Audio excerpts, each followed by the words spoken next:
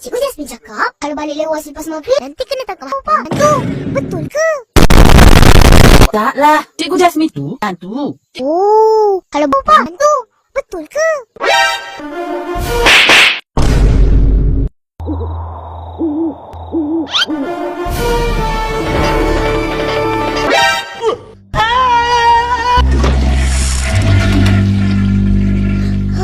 Huh?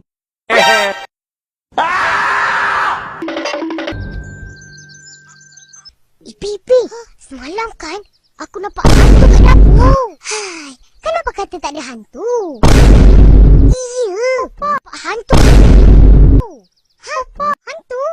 Iya. Tak ada. Jomlah kita pergi sekolah. Nenek aku hantu. Hah, aku pun nampak hantu juga. Hantu tu kan badannya kecil. Mata dia merah.